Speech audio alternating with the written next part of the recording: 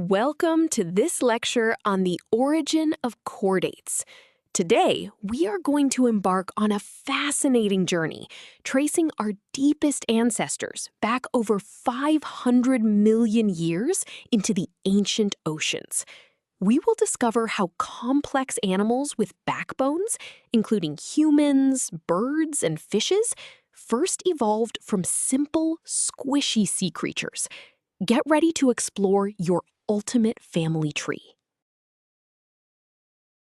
To begin, imagine trying to trace your family tree back hundreds of years using only faded photographs. In biology, tracing the origin of chordates is exactly like this, but we are looking back over 500 million years into the deep past. We're trying to find the great-great-grandparent of all animals with a backbone. To do this, scientists look at tiny, squishy sea creatures and their babies, known as larvae, to find hidden family resemblances. Surprisingly, it turns out that our closest invertebrate relatives are not insects or earthworms, but actually starfish and sea urchins. Now that we know who our closest relatives are, we must ask, what exactly makes an animal a chordate? The origin of chordates refers to their evolutionary emergence from invertebrate ancestors during the Precambrian or early Cambrian period. A chordate is formally defined by the presence of 4 key characteristics at some point in their life cycle.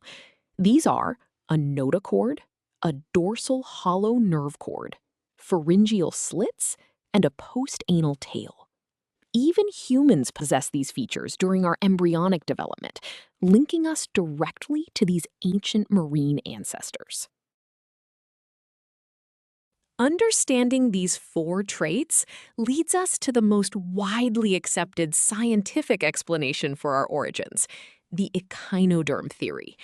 This theory, specifically involving the Diplerula concept proposed by early zoologists, suggests that chordates and echinoderms, like starfish, share a common ancestor.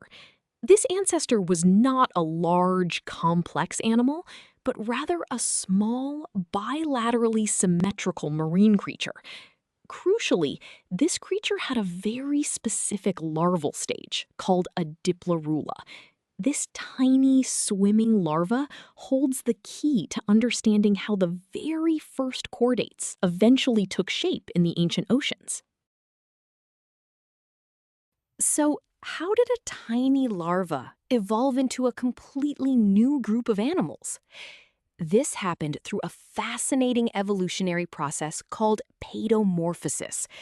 In simple terms, paedomorphosis is when the juvenile, larval traits of an ancient ancestor are retained into adulthood. Instead of settling down on the ocean floor and transforming into a stationary adult, these ancient Diplerula larvae kept their swimming features and began to reproduce while still looking like juveniles. This incredible evolutionary shortcut eventually gave rise to the first true swimming chordates, setting the stage for all vertebrate life. Before we look at the mathematics of evolution, let us understand why this history is fundamentally important. Knowing the origin of chordates tells the story of our own deep evolutionary history. It explains how complex organ systems, like the human brain and spinal cord, first began to develop from simple nerve nets. In the real world, this knowledge is crucial for modern medical research. By knowing which genes we share with our distant invertebrate cousins, scientists can study basic developmental biology and genetic diseases in simpler organisms like sea squirts. This brings us to an important question. How do we figure out exactly when chordates split from their non-chordate ancestors? To do this, scientists use a mathematical and genetic tool called the molecular clock. This brilliant concept relies on the fact that DNA mutates at a relatively constant rate over millions of years. By comparing the DNA sequence of a modern chordate with a modern echinoderm, we can count the genetic differences. This allows us to calculate exactly how long ago they shared that ancient Diplerula-like ancestor. Now that we understand the concept of the molecular clock, let us look at the mathematical formula that makes it work. The equation is T equals D divided by 2R. Let us break down what each symbol means. The variable T represents the time since the two groups diverged from their common ancestor, measured in millions of years.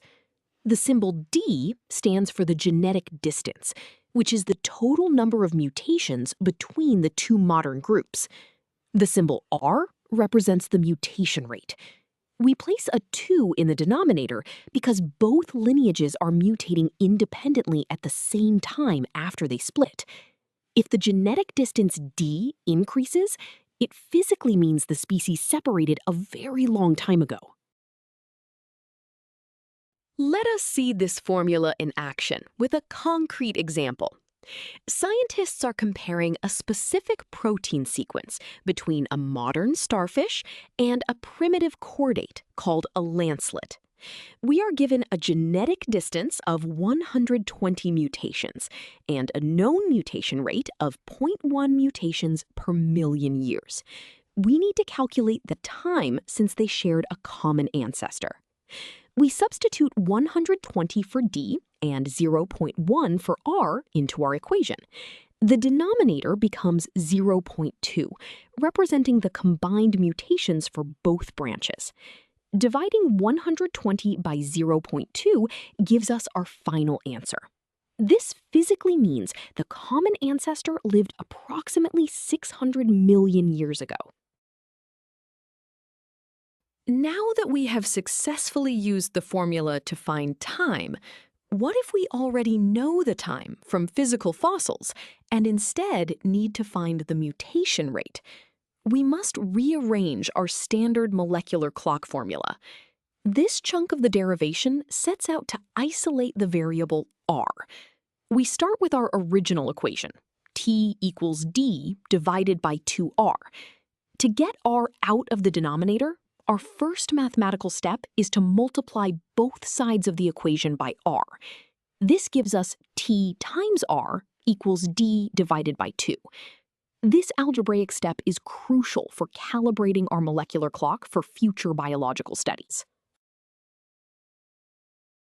Continuing from our previous step, we currently have T times R equals D divided by 2. Our goal is to completely isolate the mutation rate, R. To do this, we simply divide both sides of the equation by the time T. This mathematical reasoning leaves R by itself on the left side, giving us our final rearranged formula. R equals D divided by 2T. We have now built a clear mathematical path to find the mutation rate. This intuition is powerful because it allows us to use hard fossil evidence to measure exactly how fast a specific gene evolves over millions of years. Let us apply our newly derived formula to a real paleontological discovery. Paleontologists find an early chordate fossil dating back exactly 550 million years. Geneticists find a genetic distance of 165 mutations between modern groups. We need to find the mutation rate. We use our rearranged formula, R equals D divided by 2T. We plug in 165 for D and 550 for T. Multiplying the time by 2 gives a denominator of 1100, representing the total evolutionary time experienced by both lineages combined. Dividing these gives our final answer of 0.15. This physically means the gene mutates very slowly, making it perfect for studying deep evolutionary origins.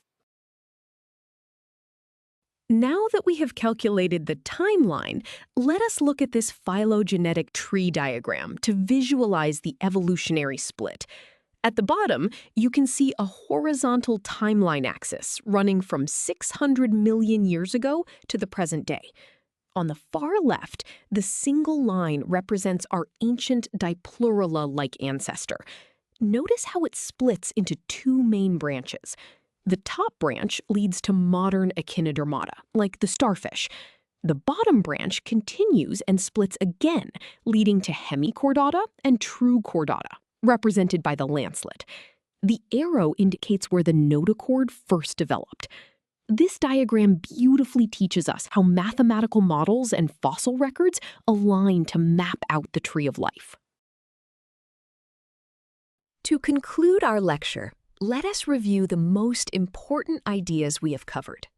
First, we learned that chordates evolved from a simple Diplurula-like marine ancestor through the process of pedomorphosis, where juvenile traits were retained into adulthood. Second, we discovered that echinoderms, like starfish, are our closest invertebrate relatives. Finally, we saw how the molecular clock formula allows us to use genetic mutations to accurately date these ancient evolutionary splits. By combining biology and mathematics, we can truly understand the absolute foundation of human evolution. You have now mastered the origin of chordates,